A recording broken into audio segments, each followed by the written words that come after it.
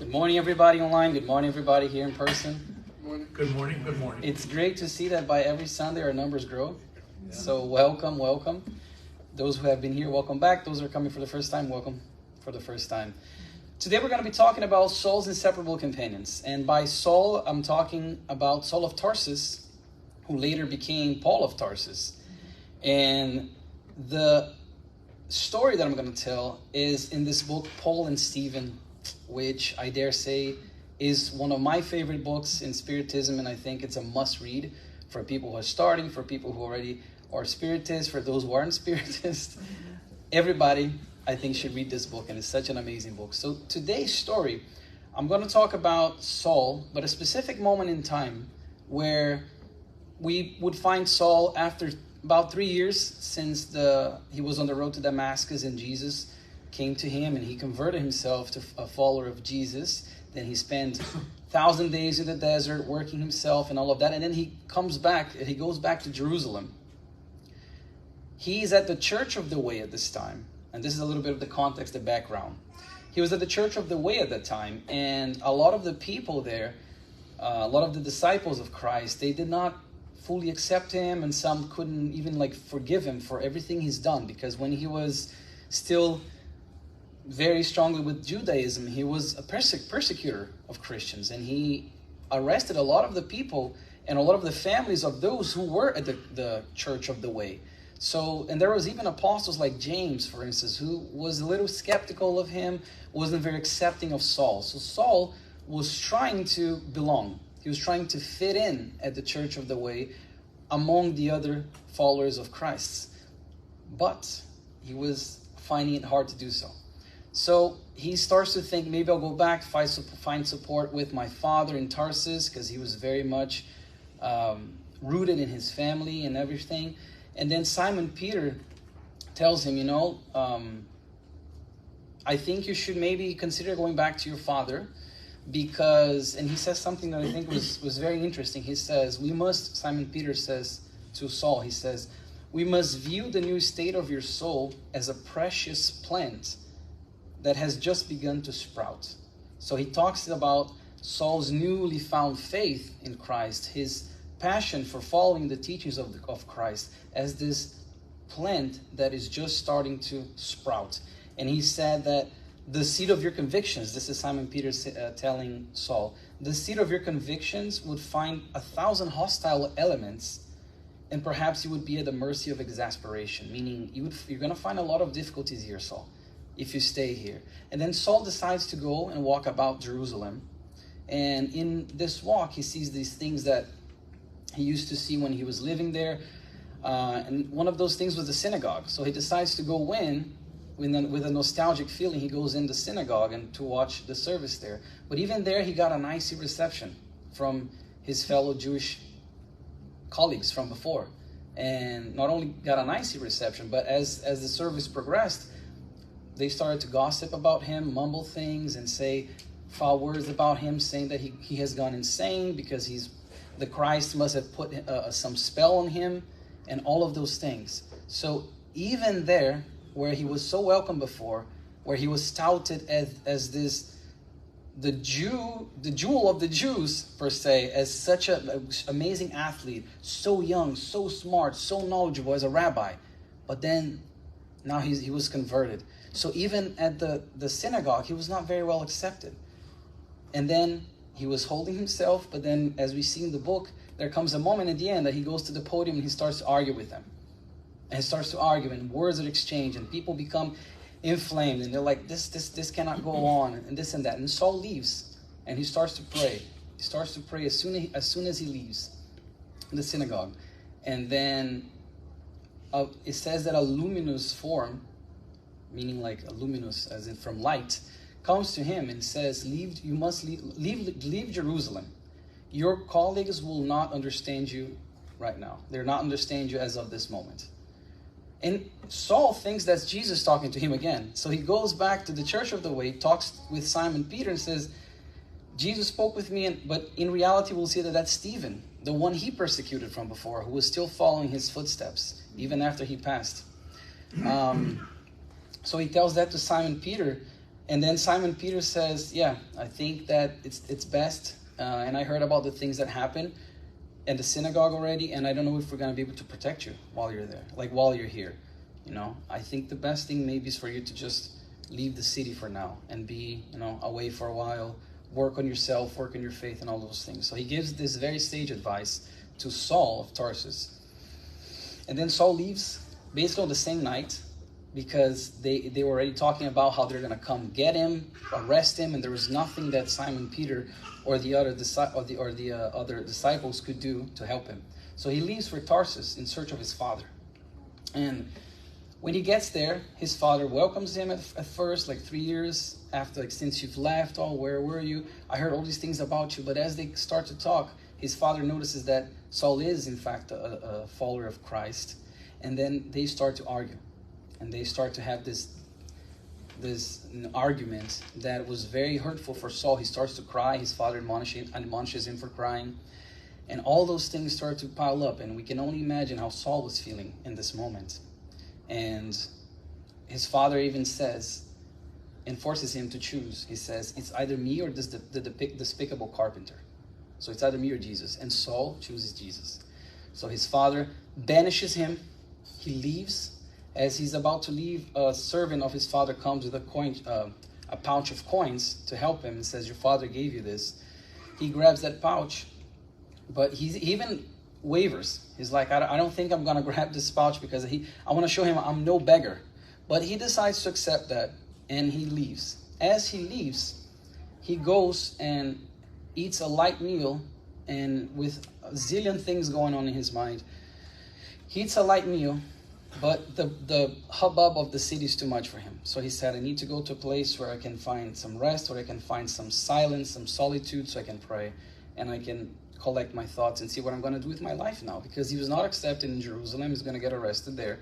He was not accepted between those that he was a part of now, the followers of Christ. And he was not accepted with his old colleagues and with Judaism. So he wasn't accepted anywhere. Even in his own house, he was banished. His family was shattered. He had no base, basically, except for his faith in Jesus, that Jesus was going to help him all the way through. So it says that he goes to a cavern in the Taurus Mountains, which is nowadays Turkey, and one of the abandoned caves there. He goes in, he lays in the rocks, among the rocks, and he falls asleep. And this is where the lecture today is going to start, because we're going to be talking about an episode, I rather say kind of famous, as other talks have been, about the Abigail's words or Abigail's models. Because as he was there lying on that cave, what happened was he dreamed. But what happened, in fact, was his spirit was transported to this spiritual plane while he was asleep, where he says that it was very different from, he describes it very different from everything that he had experienced until then. Flowers were great, the bushes were very green, the warm breeze welcomed him, and he could even hear music in the air. Heavenly music in the air. But then he sees two people approaching him.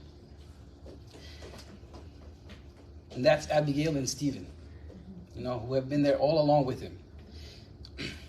And they start to talk. Saul starts to cry. And he begins to tell them everything he's feeling, all of those emotions bubbling up and everything. And then they start to console him. And then Stephen even says, Saul, don't worry about my forgiveness. Everybody sins. Only Jesus was sinless, And then they keep going back and forth. They are restoring his hope and his faith and everything. And then what happens is they leave. Thank you. Stephen then leaves, and then Abigail stays. Abigail was his love. And then he starts to catalog or list a bunch of questions he has in his mind. She's about to leave. I don't want her to leave. But she was such a spirit of luminescence that he's like, I want to ask her everything that I need to ask in order to continue with my journey that Jesus chose me to. And I have faith, but my faith has been shaken. So he starts to ask her a bunch of questions. And this is what we're going to get into, because each of those 4 lessons that she's going to teach him, I want to dive a little deeper to see how that applied to Saul back then and how that applies to us in our own lives. That's one of my favorite things about Spiritism, is how we can apply these knowledges to ourselves and in our own lives, in our own individual growth. So one of the things he asks is, what could he do to acquire a perfect understanding of Christ's design? Love. Love here is in imperative form. So she's saying love. Love. The second is, what could he do for his soul to reach such an elevated expression of effort in Jesus Christ? Work. What measures could he adopt against such destructive discouragement? Hope nonetheless. And the last one was, how was he to reconcile the grand lessons of the gospel with human indifference? Forgive. All of those in the imperative. So those are the 4 words or 4 lessons that are very well known in lectures like this as Abigail's words or Abigail's motto, M-O-T-T-O. And then now we're going to dive a little bit deeper into each one of them, and I have the text a little longer in its origin here. Saul then made an effort, because as he saw Stephen left, he saw that Abigail was about to leave. So Saul made an effort to hurriedly list all his spiritual needs, desirous to hear her on the problems facing him. And there were quite a lot of problems there. Anxious to make the most of the smallest fragment of the glorious fleeting minute, Saul mentally arrayed a large number of questions. Imagine ourselves now, pause. If you were in contact with somebody like that, what would you ask them? He needed those words. He needed that knowledge, that hope renewed inside of him. So he was trying to get, okay, what questions can I ask? Because she's going to leave. This moment will end, unfortunately. And the first one was this one. What could he do to acquire a perfect understanding of Christ's designs? A perfect, and I bolded perfect there, because there's only one way, and it's through love. Through the actual sentiment, the elevated blessing that is love, to love. And now we're going to get the word love, or the concept of love, and study a little bit more and see what other books can we learn from about love. So the Gospel according to Spiritism talk about this. It says, love is of divine essence, and everyone from the most humble to the most elevated has a spark of the sacred fire in the bottom of their hearts. So we're all beings of light, meaning we're all beings of love. We all have that spark in our hearts, the capability of loving, truly loving. The law of love, and this is still from the Gospel, is the first and most important precept of the new doctrine, because one day it will destroy all selfishness under whatever form it may present itself. Moral betterment of the human race and happiness during terrestrial life are the results which the law of love will bring. In the superior spheres and planets, reciprocated love harmonizes and directs the advanced spirits which inhabit them. So it's the most powerful feeling even in those, and it's reciprocated in those worlds. And we're going to get there. We will get there one day, where we are at that level in those worlds. Not now. Because right now, even as we learn from the Gospel according to Spiritism, our own evolution of our sentiments go through first instincts. That's what the Gospel says. We start with instincts. Much like animals have instincts. After that, we have sensations. So imagine like growing and ascending in order of complexity. So we start with instincts, then we have sensations. After sensations, we have sentiments. And love is at the apex of all those sentiments, according to the Gospel. The Gospel according to Spiritism. And right now, if we think about it, how many times our actions and the world's actions are driven by sensations, not necessarily sentiments. So right now, we're still very much influenced by the matter. We're still very much influenced by these sensations, not necessarily the sentiments. But the progression is there. The progression is delineated in front of us, our path that we must trail. And if we go to the Living Spring, which is a beautiful book with a lot of messages, and for those who haven't seen my lectures yet, I like to put on the top corner left the picture of the book. So if you like what you see in the slide, maybe already go to the library, purchase some of the books, and help yourself in the center as well. So in the Living Spring, psychographed by Chico, by Emmanuel, we learn that those who love their neighbor know above all to understand. But if we really do love the brother or sister on our path, the scenery of our life changes because the light of love bathes our vision. Look how beautiful this is. Therefore, love, just as mud can never offend light, offense can never reach you, can never touch you. Apologize. And I underline mud and light, and I'll bring this message back later on and explain why I underlined there. And this is from a book by Divaldo, psychographed by Divaldo, by Joanna. We don't have that in English, unfortunately, but it's Be Love, Unbeatable Love, the title, where she only talks about love. And in this book, she says, love is the creative and maintaining substance of the universe, made of divine essence. It is a treasure that the more it is shared, the more it multiplies and becomes richer as it's shared. Look at that. The more we divide it, the more we share it, the more it multiplies, which seems almost contradictory. And the more it's multiplied, the richer it becomes as it's shared. And that's love. That's the apex of all sentiments, love.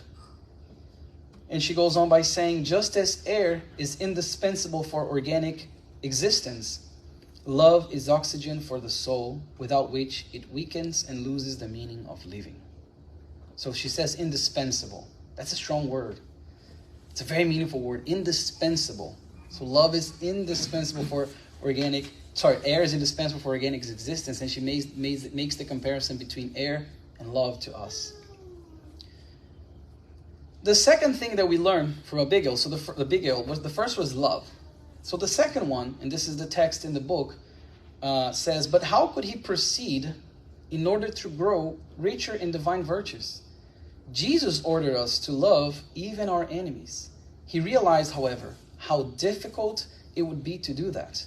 It was difficult to practice devotion without others' real comprehension.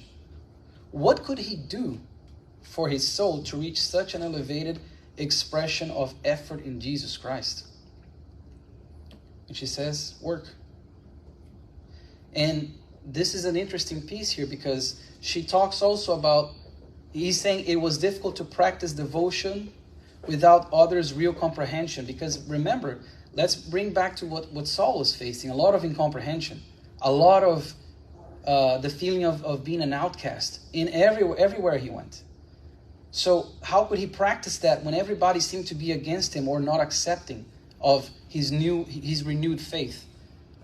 So for that, and this conversation happens like 2-3 pages before, where Abigail tells him that even the master, with capital M, Jesus, did not have the full support or even his closest ones. In the end, when he was at the cross, some were sleeping, some betrayed him, some didn't want to be there. Even Jesus didn't have that. So she's saying to Saul, how could you expect to have that? And I think this is an interesting piece because it connects well with her second tip, let's call it, her second advice, which is to work. And if we go to the Spirit's book, what can we learn about work? Question 674.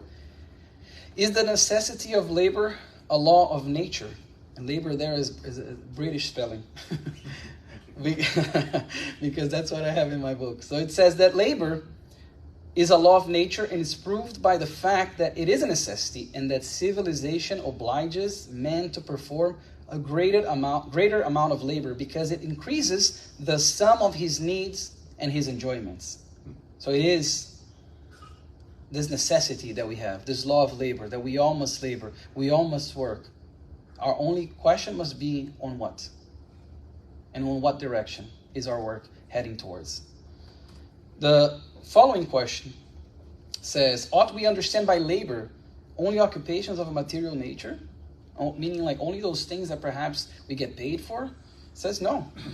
The spirit labors like the body. Every sort of useful occupation is a labor. And this is great. I love this answer because it says useful occupation. Because a lot of those useful occupations are not necessarily paid. A lot of those things we do as far as labor and in our work with God and with Jesus is not necessarily paid. Because the Spirit is irrespective of the material piece. And now going to the gospel, according to Spiritism. From an earthly point of view, the maxim, seek and ye shall find, is the same as the other one. Help yourself and the heavens will come to your aid. And this is what happened with Saul. Think about it. The heavens came to his aid in the form of two spiritual benefactors, in the form of Stephen and Abigail. This is the base of the law of work and consequently the law of progress, since progress is the child of work, seeing that this puts into action the force of intelligence. So it's saying that the law of progress progress is the child of work. So the law of progress passes through work. That's basically what this is. It's the basis for that. If God had exempted men, this is still from the gospel according to Spiritism. If God had exempted men from bodily work, his limbs would have withered. If he had exempted him from intellectual work, then his spirit would have remained in a state of infancy or mere animal instinct. So we need work. For the body, for the spirit, we need work. And it's even saying here that if we are not putting those forces to use, that the body, the intellect, everything we have at our disposal, we're going to remain in the state of infancy in our spirits. And if we go back to what we learned with love, instincts, sensations, and sentiments, we're not going to be able to reach that sentiment piece if we're not putting what we have available to good use. On the book The Way, the Truth, and the Life, which is a book of messages psychographed by Chico by Emmanuel, we also learn a little bit more about work. And this is the message number 4 entitled Work.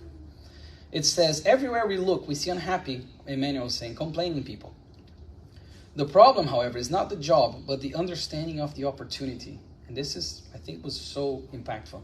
It's not the job itself, but the understanding of the opportunity that is granted to us. That's given to us, for us to rise up and embrace that. So that we may know how to honor our own endeavor, Jesus referred to the Father who never stops working on his eternal endeavor of love and wisdom. So our Father, our Heavenly Father, never stops working. Jesus never stops working. We must always be aiming to work. There is rest in between, yes. We won't get to that today. But we always must be striving to work in between.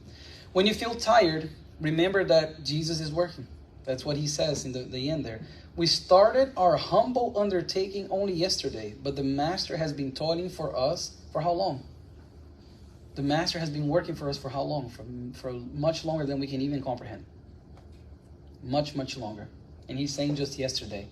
And Emmanuel is great at using these analogies. Then we move to the third thing that Abigail tells him. So this is from the book. It was necessary to work for inner progress. This is Saul's thinking about it. He ardently desired to do so.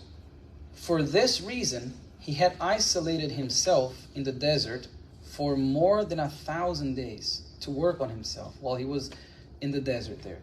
However, upon returning to the environment of collective effort at the side of former friends, he had nourished blossoming hopes that soon turned into heartbreaking bewilderment. So his hopes were dashed because he came back to cold shoulders, to cold stares, to lies, to disrespect. And from those in the Church of Way, a lot of them, skepticism, lack of forgiveness, because they would remember that what that same person did a few years ago to them, and to Stephen, and to all of those. So they were still struggling to forgive him. So he came with blossoming hopes to be perhaps embraced and accepted, and he didn't find that. So then he asks Abigail, what measures could he adopt against such destructive discouragement? And she says, hope nonetheless. And this is an interesting part here that I want to mention, because in the book, the book written in Portuguese, the word is slightly different the literal translation of that word would be to wait. But I love what the translator did here, because it added the word nonetheless, meaning like despite everything, and also hope. But the hope is different than waiting, if you think about it. Oh, yeah. In my view, as I started to think about this more and more, to me, the way I conceptualize is that hope, different than wait, hope, there's two pillars for that. Faith and patience. That's hope. When you have this hope that things will get better. This is part of his own trials and tribulations that Saul was going to have to accept and endure in order to evolve, in order to be able to spread the gospel and become Paul the apostle that did so many great things. And same thing with us. When we're going through these heartbreaking bewilderments that we go through in our lives, we must always keep our hope, no matter what happens. So hope nonetheless, then, if we go to the Spiritist book on the question 982. So it talks about Spiritism teaches us to bear our trials with patience and resignation. Remember I said faith and patience? Turns us from the wrongdoing that would delay our future happiness and contributes to our attainment of that happiness. So patience and resignation. Look how beautiful that is, if we could only understand and utilize that. And then there's this little message here on the Spiritist book that says, O human race, into the entrails of the earth in search of chastisements, weep, but hope. But take comfort in the thought of a God who is entirely loving, absolutely powerful, essentially just. And this is the faith piece that I mentioned with hope that I think is very important here for us to understand and internalize. Because if we have that faith that there's a God that is immensely just, absolutely powerful, and entirely loving, we have no reason not to hope, not to have that faith. And interestingly, who said that, and it's in the Spiritist book, was the bearded guy from long time ago, Plato. In the Gospel according to Spiritism, we have that faith, which is real and sincere, is always calm. It permits patience, which knows how to wait, because having its foundation in intelligence, which is the faith with intelligence, and the understanding of life, it is certain of reaching the objective it aspires to. So this is rational faith, as we like to say in Spiritism. It's not blind faith, it's rational faith. And then if we go back, for instance, to what happened in Damascus, on the road to Damascus with Saul, when Jesus appeared to him, he was blind and all of that, he acquired a lot of faith that day and throughout the following 3 years that he was away. But when he came back to Jerusalem, his faith was tested. His resolve was very much shaken and tested when he came back. And in that moment, it says here, vacillating faith feel its own weakness. And that's what happened with him. In that moment, he had that vacillating faith, that wavering faith, because he said that there's no way, like at Abigail, there's no way there. He was so overwhelmed with a heavy mind and a crushed heart that his faith was wavering, was vacillating. And that was the weakness, and that's why Abigail comes and says, hope nonetheless. If we go to 2 books of messages about faith and hope and patience, we look at message number 32, on the way, the truth, and the life. And this message is entitled Clouds. And it says, people's minds are usually focused on the clouds that appear on the horizon.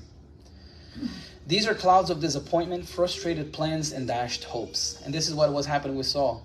These clouds that were on the horizon, that he was experiencing them, he was feeling them, he was focusing too much on them, of his dashed hopes. And that's what we do sometimes as well. And in the book Our Daily Bread, psychographed by Chico, message number 18, Trials by Fire, says, character, love, faith, patience, and hope represent achievements for the life eternal, accomplished by individuals with the holy assistance of the Master, with capital M. But all disciples must expect experiences which at the right moment will try their spiritual character. It's almost as if this message was made for that moment in Saul's life. Which I dare say that it was such a pivotal moment in his life when he slept in that cave and he had that experience. Because I can only wonder what his path would have been perhaps if he had continued without that aid. Or the path of Christianity, because we know how much Paul later on was so fundamental to spreading the gospel, to doing so much for the doctrine of Jesus Christ. So in that moment, he was experiencing that trial and that tribulation that we see here in the message, and this testing his spiritual character, his resolve. And then we move to the last of the 4 things that Abigail told him. But, this is what it says in the book, what about other people? Saul, realized that overall agreement regarding the teachings of the divine master represented one of the most difficult tasks besetting the unfolding of the gospel. But more than that, people also seemed uninterested in the truth of the enlightenment. And this part here, he's referring obviously because to him, when he was seeing the church of the way, even there, we had, for instance, James and some of the people with James that were they were reading the law of Moses. They were like leaning way more towards Judaism back again. Whereas you had Simon Peters and some of the others more like, let's follow Christ's teaching, this and that. Let's not forget what our mentor and master taught us. So there was a divide even there. And Saul was wondering what to do when people don't seem to have an agreement, even in those things that he thought were agreed, not easy, but understandably agreed upon. And then Saul continues here, saying he agreed that loving, working, and hoping, so the other 3 things that she told him, were indispensable. But how was he to behave amongst such diverse forces? How was he to reconcile the grand lessons of the gospel with human indifference? And this is, the indifference piece there it's almost too reductive in a way, because he was met not only with indifference, but with hostility, with hatred, with all these things, with people just absolutely disregarding him, disrespecting him. But even with indifference, how was he to reconcile those grand lessons with that? And then Abigail says, forgive. So that's the 4th lesson that she teaches him. The 4th thing that she tells him to do, forgive. And with that, let's learn a little bit more about forgiveness as well. In the book, The Way, the Truth, and the Life, we have on the message number 170 called Spiritual Control, we have this passage here that says, the cross did not change Jesus' serenity, and while on it, he asked forgiveness for the crowd's ignorance. Father, forgive them, for they know not what they do. And this is beautiful if we think about it. How in that dire moment of emotional pain, probably physical pain for sure, probably, I guess, Jesus, even in that moment, asked for forgiveness for all of those there, because they did not know what they were doing. And that was the lesson so strong. And even Chico says that forgiveness is such a difficult lesson that Jesus left it to the end.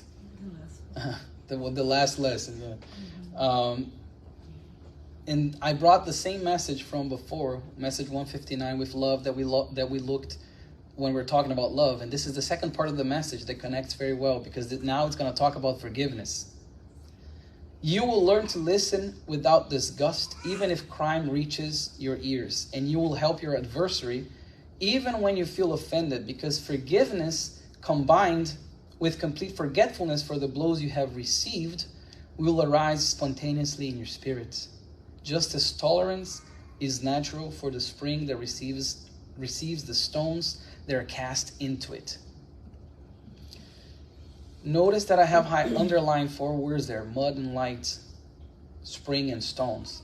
And this is one of the things I love that Emmanuel does, which is the parallel, between the physical and the spiritual, perhaps. Because if we think about it, he's using 2 contrasting pieces here: mud and light, the spring and the stones. So mud and the stone, so like something coarse, something dirty, lesser feelings, lesser emotions, they cannot offend the light, the spring, which is an example of serenity, of tolerance. So those two things rise above the stone and the mud. And this is beautiful too, because if we think about love and forgiveness, those two sentiments rise above those sentiments that relate more to mud and stones. And this book we unfortunately don't have it in Portuguese, in English. I hope one day they will, because I love this book. It's called Harvest of Light. It's from the Living Spring collection. This one is the message number 21, the best for us. And it says, on days when offense hits us in the face, forgiveness, much more than a blessing for our supposed offenders, is and will always be the best for us. Those who harm us or hurt us often find themselves so attached to their own distress that deep down they suffer more than us. So those people in that moment in Saul's life, those people who have offended him, if he could only understand that forgiveness is the best for him, and again, let's bring to our own lives, forgiveness is the best for us, because those who are harboring those sentiments of hatred against us, they are carrying a weight that we cannot even comprehend, and it's not our weight. And they are carrying that. We must forgive. And we must reach that forgiveness through that, because as it says on the message here, is and will always be the best for us to forgive, despite what the other person is doing. If they're forgiving you or not, if they're still carrying feelings towards you, forgiving is of utmost importance. And then we have the famous, I put it here, forgive, up to 7 times? And this is, of course, a reference to Matthew chapter 18 in the Bible, where Peter comes to Jesus and says, Lord, how many times must I forgive my brother or sister who sins against me? And then he says, up to 7 times. And I have said this in previous lectures about forgiveness, but I imagine myself in that situation. Simon Peter, knowing the grandiosity of Jesus, knowing how hard it was to forgive probably, I think he volunteered a number there, thinking it was too much, like 7 times. In his mind, in that moment, he's probably thinking 1 is hard, 2 is very hard, 3 is too much. 7 times? And then Jesus looks at him and says, no, 70 times 7. And I've seen some translations of the Bible say 77, which is still a lot. 70 times 7 is 490 times. Wow. For those who don't want to do math right now. It's a lot. It's way more than 7. So imagine Peter in that moment when he says up to 7 times. No, 70 times 7. He's probably taken aback for a few seconds like, oh, okay. This is way worse and way harder than I thought. And there's even a story that says that Chico Xavier was doing a lecture one day, and then a woman came to him afterwards, and she was having a lot of issues with her family, and she was telling Chico, I learned about the 490 times that we must forgive, and my husband doesn't respect me, my sons, like they pay no attention to me, I have forgiven them over and over, and I've forgiven them 490 times. But what can I do now? What can I still don't have that liberty, that freedom that I thought I was going to get. And Chico says, Emmanuel here is next to me. He says, my daughter, Emmanuel here is next to me. And he's saying that it's 490 times for each offense. For each thing that was done against you. Not in total against everybody, for each one of them. And then obviously the woman left. But can you imagine how hard that is? But we'll get there. We will get there. And just to recap then, Abigail's words were, what could he do to acquire a perfect understanding of Christ's design? Love. What could he do for his soul to reach such an elevated expression of effort in Jesus Christ? Work. What measures could he adopt against such destructive discouragement? Hope nonetheless. How was he to reconcile the grand lessons of the gospel with human indifference? Forgive. And to recap all those things, now I'll give you the last piece that appears right after this. For those who are wondering who are these companions that he's talking about in his title of the lecture today? This is the final piece. Experiencing a peace unknown to him until then, he, Saul, believed that he had been reborn at that moment to a very different existence. He would guard Abigail's words forever. Love, work, hope, and forgiveness would be his inseparable companions. That was awesome. You all have a blessed week, and thank you so much for listening. Thank you. Good job.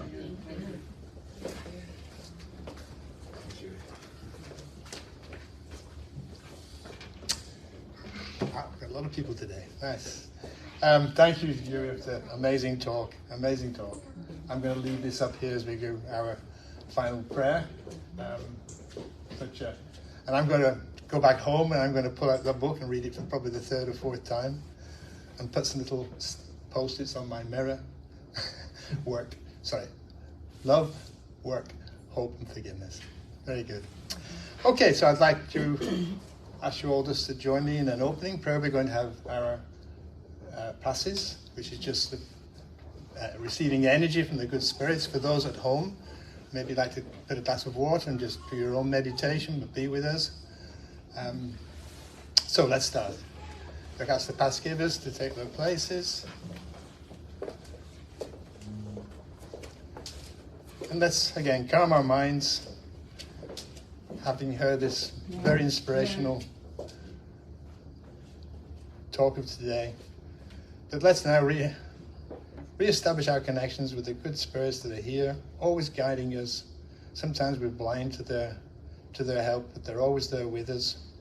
And now this is an opportunity to really connect and receive the good energies. So thank you once again, all those good spirits, and so be it.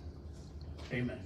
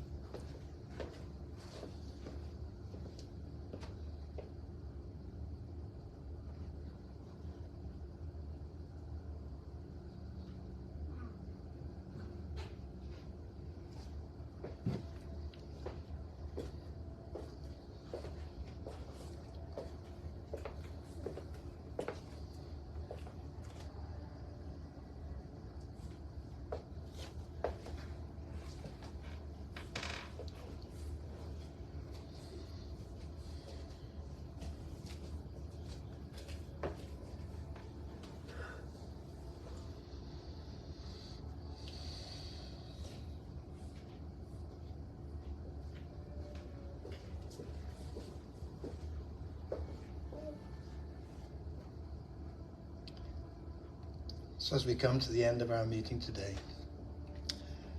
let us all reflect on the message we received.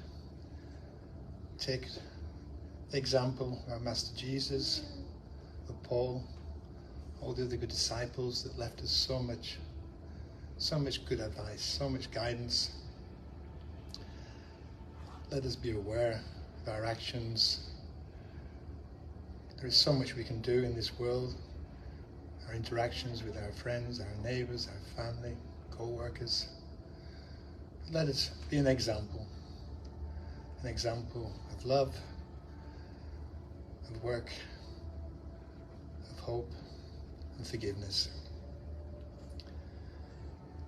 So when we look at this world with so much suffering, feel a little discouraged in that we're incapable of helping those in need, so many in need. But let's just spread that message of love, of hope, not just to those who are suffering, but hope and guidance to those who perhaps through their mindless actions are creating so many problems in this world today. Let's send our love to them so they can see the light of their actions and, like Saul, change course for the betterment of humankind. So again, just to finalize, let's thank those good spirits, the benefactors, our Master Jesus, for the kindness, the guidance, and as always, let's put into practice every moment we have the opportunity. Thank you so much, and so be it. Amen. Oh, thank you, everyone. It's great to see so many faces here. Just a reminder, when we have the symposium in 3 weeks' time, 3 weekends, we've got 2 more weekends before this starts, there'll be no meeting here on a Sunday because most of the workers will be up in Orlando. But we do have 2 more good meetings this month, okay? So thanks again. Have a great week, everyone.